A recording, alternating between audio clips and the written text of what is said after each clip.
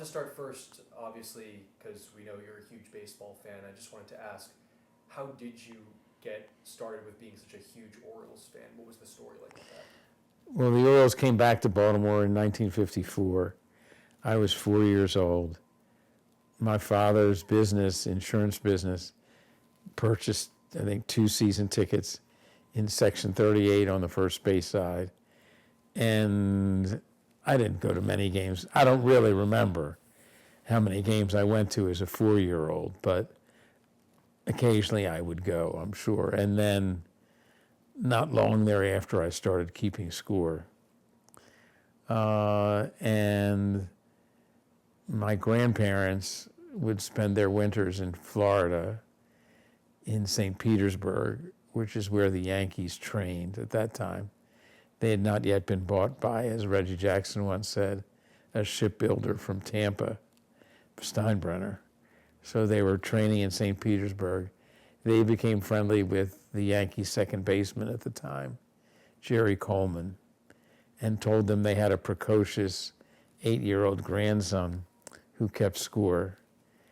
And that led to, before a Yankee game, a day game at Memorial Stadium, I was in the dugout, the Yankee dugout, like 10 minutes before the start of the game with my father, waiting for Casey Stengel. I was going to meet Casey Stengel.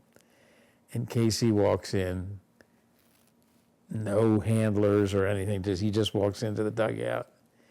And he says to me, "I understand you keep score." I said, "Yes, I do." And he said, "If there's a ground ball to the shortstop, who throws it to the second baseman, and then on to the first baseman, how do you score that?"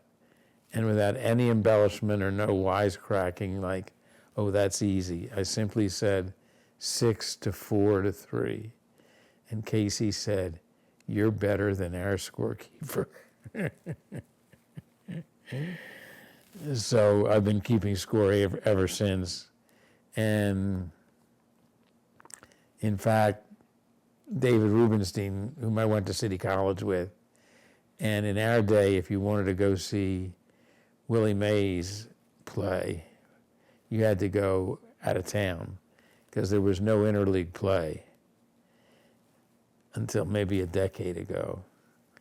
So a group of 4 or 5 of us drove to Philadelphia to Connie Mack Stadium, which was in downtown Philly, just like Fenway Park and Wrigley Field.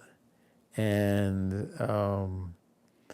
I was the designated driver and scorekeeper, and David remembers that. And when I reminded him or told him of the Casey Stengel story recently, he says to me off the top of his head, "You and I, Sandy and David, are older now than Casey Stengel was then." And I looked it up, as Casey would say, you can look it up. And Casey Stengel was born in 1890, so that when I was 8 years old, he was 68. And I celebrated my 68th birthday a few birthdays ago. So David knew off the top of his head when Casey Stengel was born. Yeah. So, you were talking a little bit about Memorial Stadium there. Speaking of which, I see the season ticket in the back. You've obviously been familiar with Memorial Stadium and all its inner workings. What was Memorial Stadium like? Obviously it's gone now, so there's no real, way to visit it. So what was it like? What was the architecture like, the design? What were your impressions? Well, it was the only stadium, Holmes Field, that I knew. I mean, we did, I think, 2 summers we drove to Connie Mack Stadium. So this was a modern stadium. And I also went to Colt games. We had season tickets for the Colts. But in addition, for me, it was within eyesight of City College, where I went to high school. So there was also that connection with City, because City was just a block away and up the hill, the castle on the hill. Was there anything specifically that you maybe didn't like about Memorial Stadium? It was perfect so far as it was the only stadium I knew, really. I mean, there were I think I went to an All-Star game at Griffith, went to a ball game maybe at Griffith Stadium, and then the All-Star game. No, the All-Star game I think was at RFK. But I did occasionally, but not often, go to stadiums in Washington. But this was my home field. And I want to skip ahead now to opening day 1992, with the backdrop that knowing that you're just such a huge Orioles fan, but also knowing that you can't go to the opening day game at Camden Yards. Can you just describe that story of how you weren't able to go? Well, it was the last day of the session. And in recent years, for a good number of years, it's known that nothing's scheduled the afternoon nothing's scheduled in Annapolis the afternoon, and we were in that period of time. But I was on the Appropriations Committee, and we had not yet passed a budget, and it was the last day of session. So I don't know if I had some other bills, some bills of mine that had to pass, and I knew it was sine die. Because it was sine die, which is the Latin word for without a day, which is the last day of session. You adjourn without a day certain to come back. The reason why I know that in advance, several days, a week in advance, I donated my tickets to charity. And that meant also, I think, as I best recall, that gave me no chance to go to the game. Didn't give myself the opportunity to make excuses to leave Annapolis, which I shouldn't do on the last day of session. And it turned out the budget was at issue, did not pass. We didn't pass a budget on time. And so if it would have been very bad if there had been some meeting regarding the budget during the game, and I was at Camden Yards and not in Annapolis. But the Senate had the game on. Now remember, this is a long time ago. I don't even remember whether I had a phone, my own phone, but there was this, you couldn't watch it on a phone or on your laptop, if we even had laptops. But there was a screen with the telecast of the game set up in the Senate lounge. And that's where I watched at least the last inning, because that's where, so Sutcliffe's, the last out of the game was a called third strike. And the pitch was about several inches outside. I remember that. So I want to ask, when was the first time that you got to go to Camden Yards in person, and what was your first impressions seeing it in person, considering, you liked Memorial Stadium a lot, that was your home stadium? Well, I voted against funding for Camden Yards because I had, in my first week in law school, we had a class called Legal Method, and one of the cases that we read was the case of Kurt Flood versus Bowie Kuhn about the reserve clause. And the question, or the fundamental question before the court, the legal question was, there was a decision in the 1920s or teens that found that the Sherman Antitrust Act, bill passed by the Congress, was applied to businesses, and the court held that baseball was a sport and not a business. Therefore, the Sherman Antitrust Act did not apply to baseball. Consequently, Kurt Flood could be treated differently than you could treat some other employee, than any other business company could treat its employees. And because of that, and the court in Flood versus Kuhn in the early 70s held that since we were interpreting a statute, not the Constitution, the Congress had 3 decades or more to pass a bill saying no, baseball is a business, not a sport. therefore we need to reinterpret the law. They didn't do that. So even though this is an anomaly, it's still a sport. What did that mean for Memorial Stadium? It meant that Edward Bennett Williams, the owner of the Orioles, could not call the Mayflower vans to Memorial Stadium to take everything down the Parkway to Washington because he needed the approval of his fellow owners. Irsay did not need the approval of his fellow owners. Al Davis, before he moved the Raiders, needed the approval of his fellow owners. Didn't. Wait a second. Al Davis needed the approval of his fellow owners. Edward Bennett Williams did. Hold on a second. Al Davis could move without the approval of his fellow owners because it's a business and nobody can tell you you can't move your business. Whereas Edward Bennett Williams still needed the approval of his fellow owners. And the policy then, and I believe still is, that you have to be doing poorly in terms of attendance and money where you are in order for Major League Baseball to approve the sale. Now, as I described later on, one of the reasons why Governor Schaefer was for the stadiums downtown, that's an additional factor in support of building the new stadium, of course. But my view was our negotiating posture was we wanted to avoid another midnight move of the team, and there couldn't be a midnight move of the team.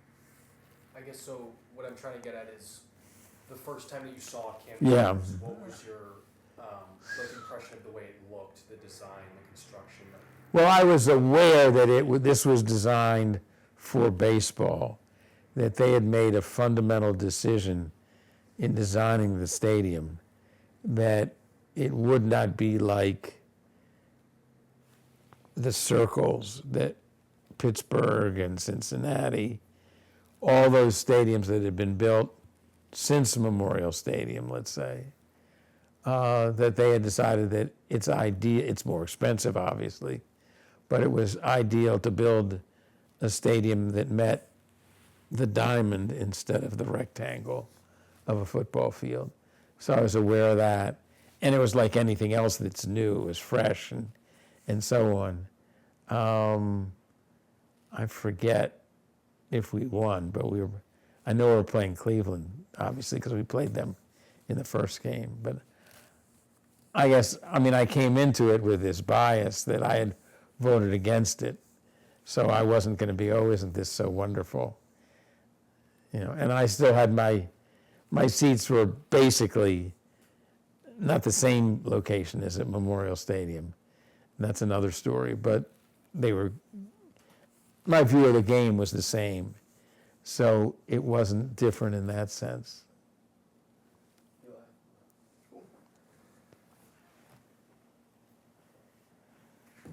So, I guess now the next sort of topic is the legislative process and the politics of getting,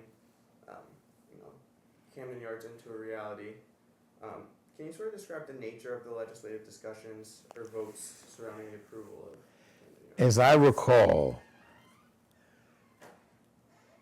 I'll wait for the noise to. It's a decent time. You can come in.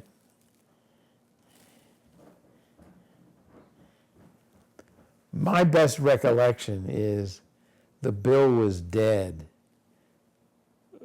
We had to pass a bill authorizing the funding of the stadiums. And that bill was dead until somebody came up with the idea of funding it with money from the lottery. So we didn't have to increase the tax.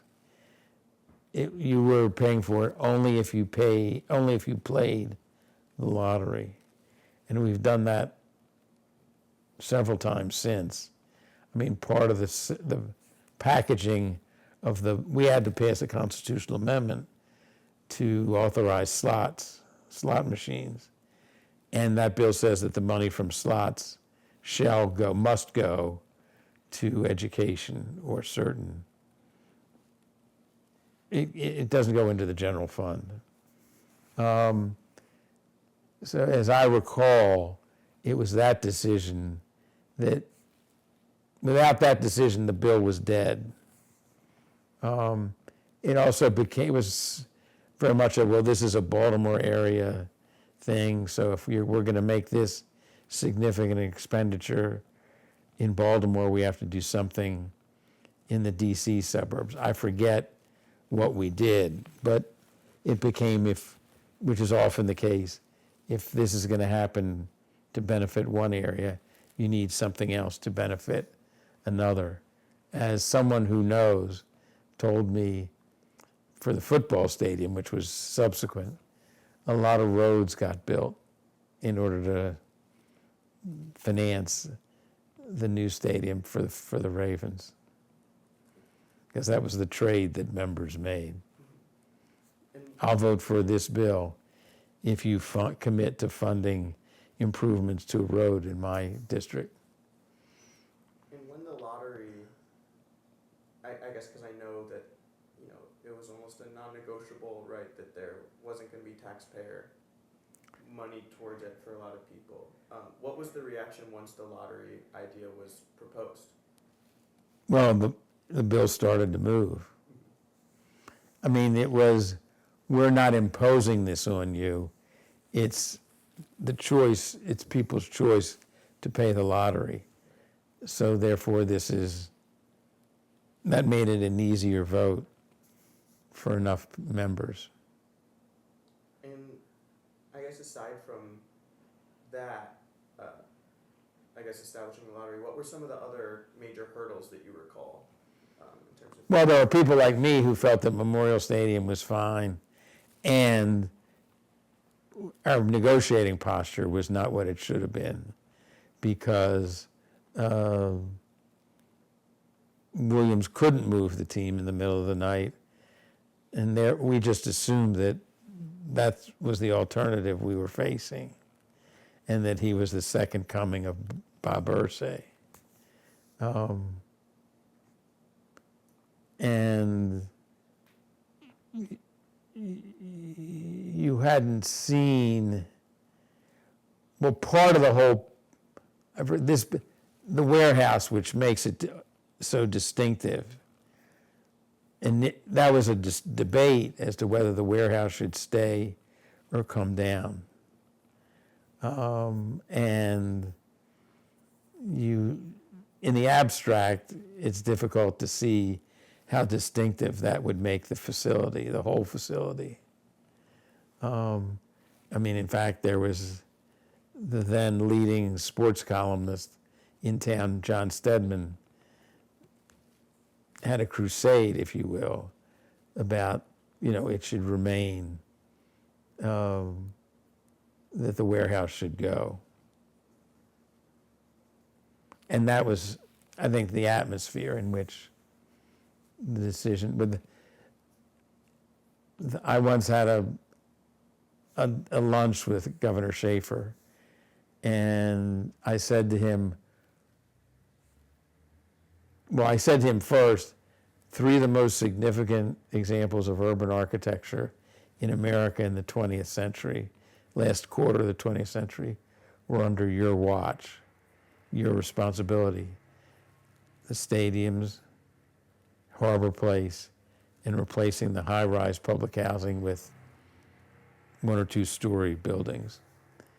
And I said, whose advice did you rely upon to make those decisions? And Schaefer goes, me. Okay. So he ultimately had to make that decision. I'm sure that the ownership of the Orioles had a real say in that. I don't want to dismiss that. But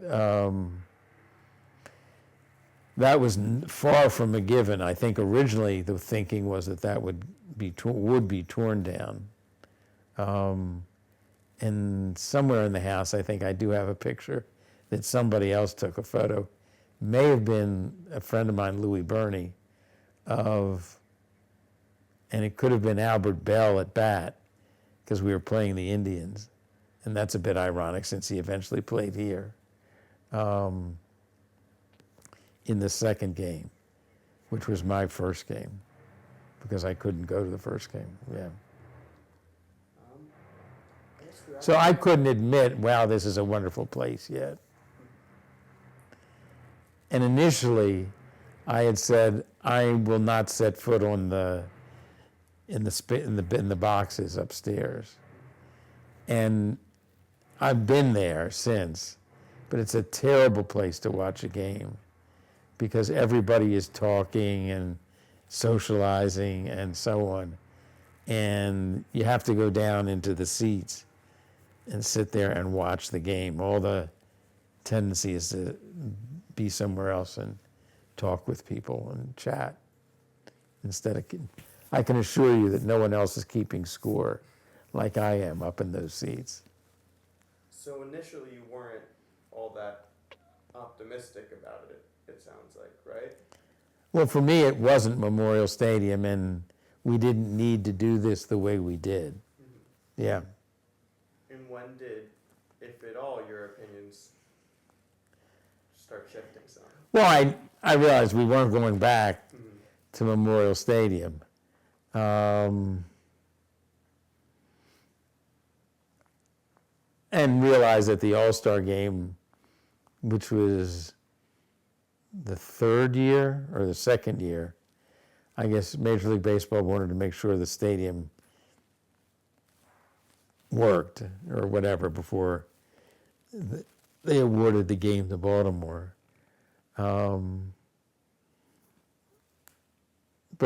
And I can't say that we were winning. I don't recall how well the team was doing in whatever year that was. But it just became a given. That's where we're playing. That's our new home field, you know. There certainly wasn't, there was the harbor in the background instead of City College. And I gradually figured out where I could park and on the street and so on, and became more familiar with the place, the environment. And then I guess going back a little bit back to the legislative process, how did you and your colleagues weigh the public interest against the financial and political risks of building a state-funded ballpark? Well, I would think I'd say the same thing, that making it instead of a general fund so that everybody is paying for it, that you could say, well, I don't want my income tax or my sales tax when I pay that. I don't want my money to pay for this stadium. Once the decision was made to have the people who chose to play the lottery pay for the stadium, that made it much easier. But you don't take anything for granted. And the day before the vote in the House, Governor Schaefer called the Baltimore City House delegation up to the ceremonial room on the second floor of the State House, and we're all around the table with him. And he must have had everybody's vote. He knew where everybody was voting, how they were voting at that point. But he didn't want to take it for granted. And what he said was, every year or every other year, the city needs a new attraction, something new to bring people to the city downtown. And he said, and this is how he said it, one year Marvin, and he meant Marvin Mandel, the governor, one year Marvin brought us the convention center. Another year, then Marvin brought us the World Trade Center, and then Marvin brought us the subway, because these were all things that were financed through the state, and Mandel was governor, and they had happened because he was governor. He got the votes for it. And that was very much his attitude he wasn't a great sports fan, but he was a fan of Baltimore, obviously, and the benefits from having people do things downtown, whether they were Baltimoreans, lived in the metropolitan area, or came here to visit. I mean, for instance, there are a few people from the New York metropolitan area who come down here when the Yankees are in town.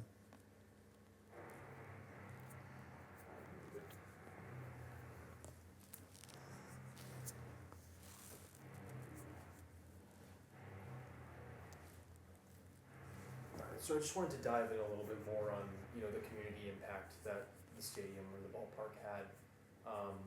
At the time, what were the expectations for how the ballpark would affect, the urban development of the area? Well, Rosenberg's iron law of neighborhoods, which I had formulated, if you will, prior to this, but I think this is a prime example of it, is that neighborhoods oppose change. If they like their neighborhood, they don't want things to change because there are all these risks. And this was a prime example of it. The people surrounding Memorial Stadium didn't want the stadium to leave. What's going to happen on that site? So on, what does this say about our neighborhood? That the Orioles wanted to go somewhere else.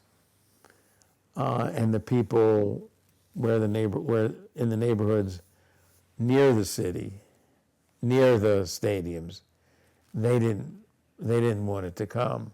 Traffic, noise, so on. In fact, I had a very good friend from City College, Bill Cunningham, who lived on the north end of the property. Everybody refers to the Memorial Stadium was on 33rd Street. That's the home plate side. But the outfield and then the parking and the property itself extended to 36th Street. And Bill Cunningham lived on 36th Street, and we were good friends. We went to games several times a year. And which night? I guess it was Friday night when there was fireworks. After this is the last weekend at Memorial Stadium. I went to the game and then watched the fireworks from his house, and wasn't as happy about it all as was, and he wasn't either, as all the people walking by, so on. I remember that. And I also remember there was some forum downtown, a neighborhood forum about the stadium. And one of the people who asked a question was Judge Young, whom I had met because I had some met before this, because I had a law school friend who had clerked for him. Therefore, I had met him and so on. And he asked me a question about whether the Orioles can move. And I answered it saying to myself, holy cow, I've been asked a question about this by a federal judge. And I talked about Flood versus Kuhn. I would subsequently have this similar conversation with Justice Scalia because my cousin Jerry Schneidman was at the time, the alumni relations director for Hopkins. And we were watching I think an NFL football game together, playoffs, at his house. And he says, Justice Scalia is going to speak to a meeting of the Washington chapter of the Hopkins Alumni Association. Would you like to come to the meeting? And I said, sure. And it was early in the session, so I drove over from Annapolis. And I don't think I ever would have gone up to Scalia on my own and introduced myself. But the then president of Hopkins, Bill Richardson, knew me from Annapolis and had been to a game or two with me. And he comes over to me and says, have you met the justice? And I said, no, I haven't. I'd love to. And he brought me over, and he introduces me. Sandy's a member of the legislature, so on and so on. And I said to Scalia, you're about to hear oral argument regarding the hate crimes law in Wisconsin. Hate crimes law, which makes it an additional penalty, an enhanced penalty, if you commit a crime because of someone's characteristic, race, religion, and so on.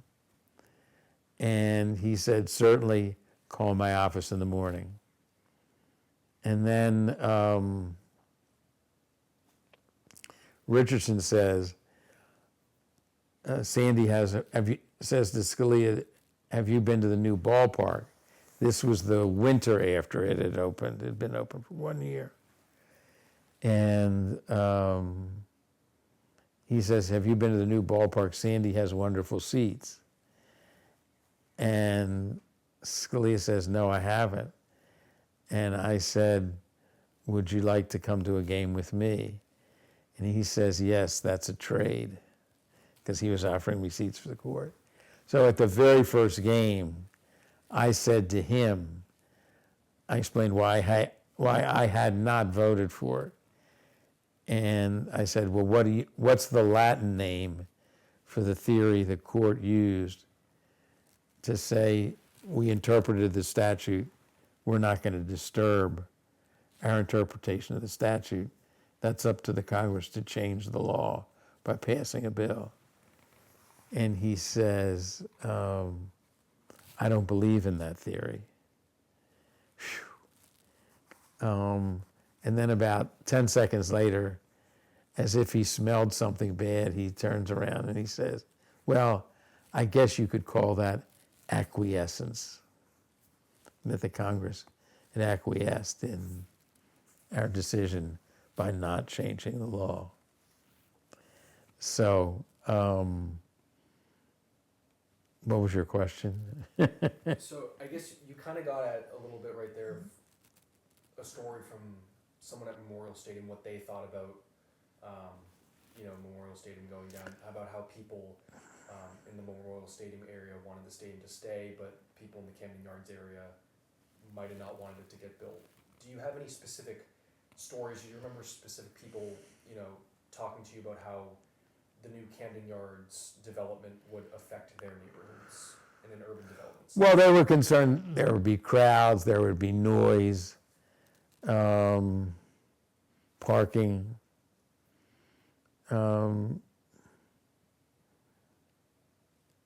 And I think that's all been dealt with in a reasonable way to my knowledge. Now, there may have been quiet things that took place and I'm sure there were in response to concerns from those neighborhoods surrounding the stadium. And do you think there are any, present day problems in the area that might be posed by Camden Yards in terms of, that urban development or, Well, now is the time, because the state is investing the $600 million for each facility. Now is the time before that passed was the time to raise those concerns. So the legislators from those areas might have taken care of that then, but it didn't rise to the level of a part of the public debate. Plus, I've since moved on. It was my idea, or I initiated the renovation of Pimlico Racetrack, which I assume you can tell from here is just a long walk on Preakness morning away from here. And I've always lived within a mile of the racetrack. And part of our argument has been that it will be a real harm to the neighborhood if the racetrack leaves. There might be something to take its place, but that would take much longer than it has taken to have just yesterday the Board of Public Works in Annapolis approve construction, a contract for demolition. And once I said to somebody at a meeting yesterday, once that wrecking ball hits to the current grandstand or clubhouse, there is no turning back. It's going to happen. And, we know from talking to others that, Governor Schaefer, his main goal in office was basically to get this Camden Yards project passed and the stadium to be built. And it also was. I would say one of his main goals in office was to protect and benefit the city, and that this was part of that, as evidenced by what he said to us the day before the vote. Yes, so building off of that, one of his goals was obviously to, revitalize downtown Baltimore, bring life back into the city. Do you think that building this ballpark ultimately delivered on that goal? Oh yeah, when the team wins, I've got season tickets, and I almost feel like at the moment people will be, when I ask them, do you want to go to a game with me, they'll be doing it as a favor to me, more so than they want to go to the game. And at the moment, hopefully. Imagine a scenario in which Camden Yards, wasn't built, and there is no Oriole Park at Camden Yards. What do you think Baltimore would look like today? What do you think the city would look like today? What big changes do you think that there would be?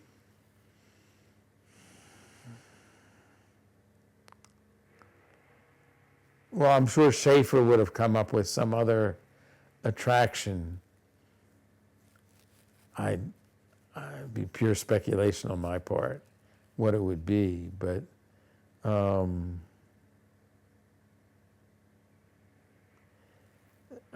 haven't thought about this before now, but how different would the racetrack drama have been if Schaefer had been governor? Because he would have recognized instinctively the importance of keeping the race here. Now, he might have, who knows, there was talk about moving it to the part of town on Russell Street heading into the ballpark. There was discussion about, but they didn't have a site, I think, that was amenable, because the racetrack itself, the circumference is 1 mile. So you start with that. So it's not easy to find a new space.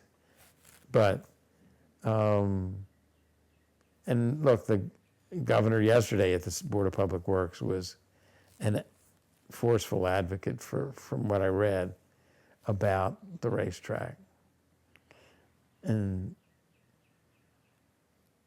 so it's different, but there's some similarities there. So basically what you're saying is if Camden Yards and Oriole Park didn't exist, there would be more of a focus on another public attraction like the racetrack. Clearly on another public, Schaefer would want it to be said that he would want another governor to say what he said about Marvin Mandel. One year Marvin brought us this attraction. The next year Marvin brought us that. He would have wanted us to say, one year he brought us the stadiums, and I'm not sure what the other, he tried to bring us the Red Line, and the federal government had agreed.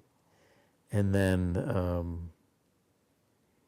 Hogan thought otherwise and gave the money back.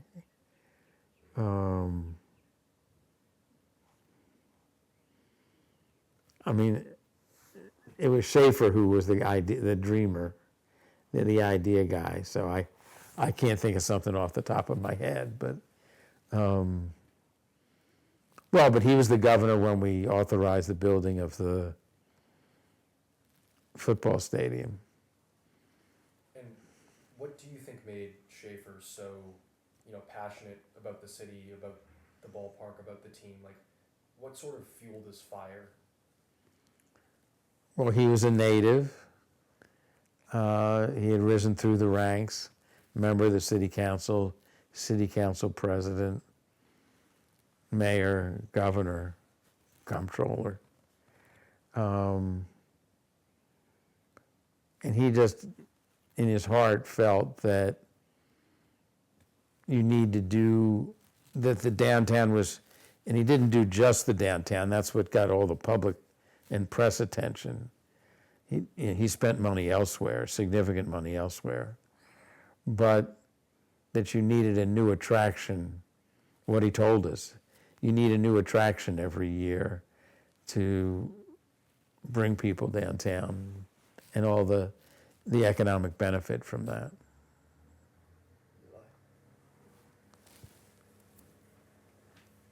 I have to go. We'll miss you. Thank you. Pleasure. Good job, guys. Thank you. Professor, thank you. See you, Professor. So our next theme is sort of on the political strategy and public sentiment, and I think touched on a lot of it already with some of the lottery stuff and how that was a turning point.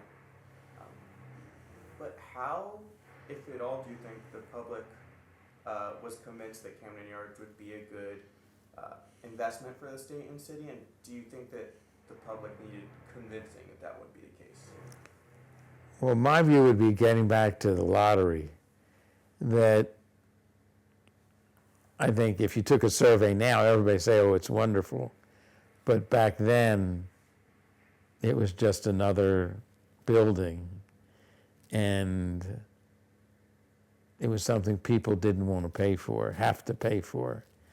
And so therefore the decision to finance it with lottery money, and I think that set a precedent for, since then, we, not all the time, but clearly have a tendency to finance new expenditures with slots or lottery money instead of a tax. Because that way we can sell it as, you're paying for this only if you gamble, not because you're a tax earning, not because you're earning it and we're taking it from you. So you think it's fair to say, if you had to pin a sort of a turning point, it would be once that was... That's my recollection, yeah. Were there any other parts throughout the process that you felt were significant in terms of deciding the final outcome?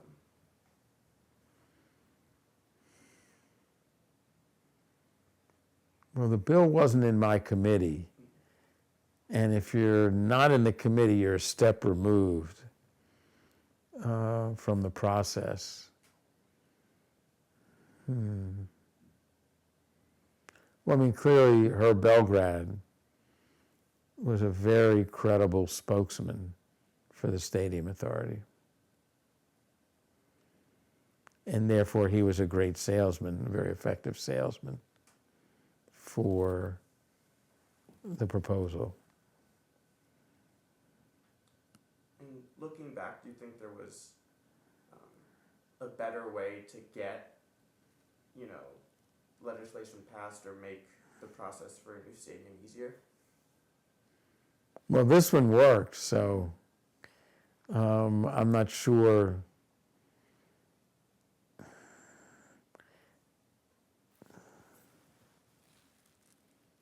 And I've never thought about this, but that's fine to ask it, yeah.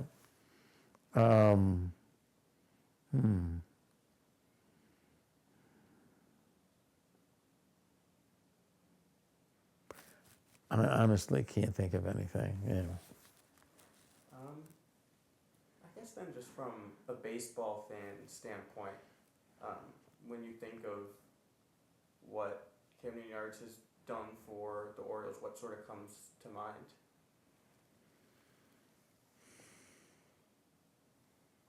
Well, it's brought people downtown to see the facility, and it's the field as well as the Utah Street, the warehouse.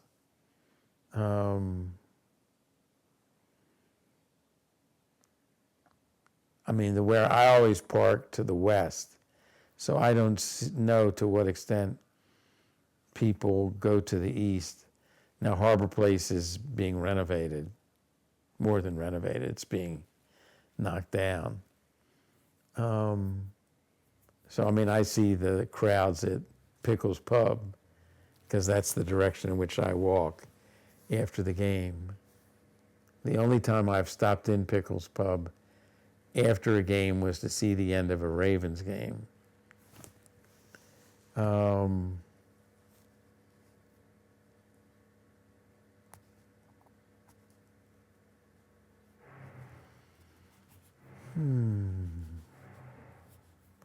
Look, the fact that I'm searching says that they did an excellent job in building the stadium.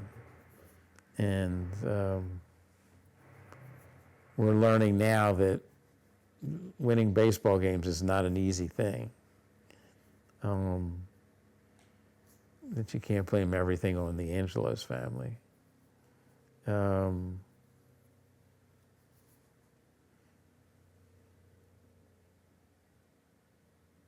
You've got to go at it. As Earl Weaver said, in baseball, you don't run out of time. You run out of outs. And before your 27th out is recorded, you don't want, if you're the home team, you don't want there to be a 27th out for your team because that means you lost. And then, I guess for me, as a baseball fan, I was spoiled growing up 15 minutes away from Wrigley Field. So you lived on the north side? Yeah. Okay. But still, when I walked into Camden Yards for the first time, I was like, there was that wow factor. Like, this is a really nice ballpark. Did you ever have that sort of thing, or do you think maybe you're... I'm prejudiced because I didn't think we needed to move from Memorial Stadium. So I guess it was that, why are we here? We shouldn't be here. We didn't need to be here attitude. And then you sort of take it for granted every day. And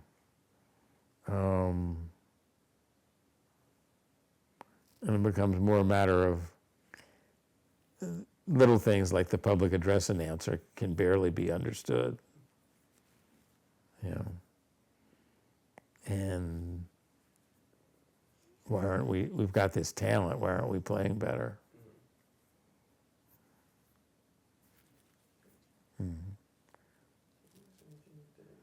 Oh, I can tell a story about this is a baseball story more than a Camden Yards story, but my rabbi is from the north side. And I've gone to games with him. And the morning of the 7th game of the World Series, the Cubs versus Cleveland, and I'm sure you can tell me what day and year that was. It was early voting. It was the first Obama election, I think. And the rabbi and his wife, who's also a rabbi, are in line to vote, and I'm there working, doing my job, working the crowd. And he says to me, do you want to come to our house to watch the game tonight? And in that split second, without evidencing or making it obvious that I was thinking, do I really want to do this?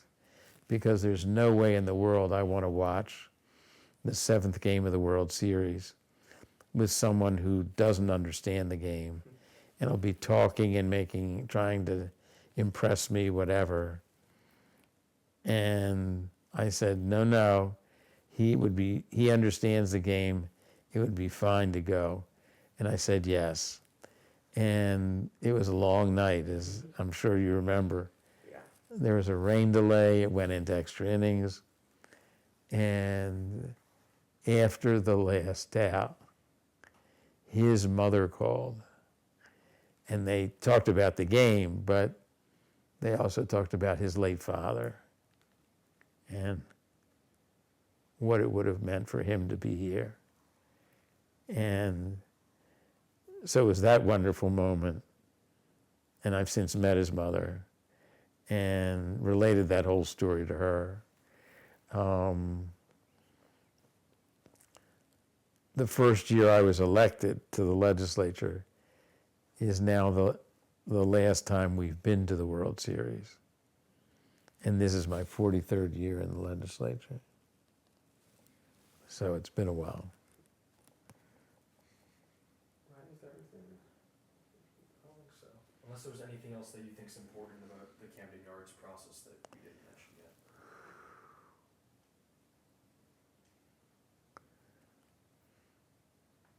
The only hesitancy I have is I seem to recall that the issue of financing arose again with a football stadium. So you should double check how we finance, maybe that, make sure I'm not collating the two things. But I'm pretty sure that the ballpark, the base Camden Yards was financed by the lottery and not out of the, well, not out of the general fund, yeah.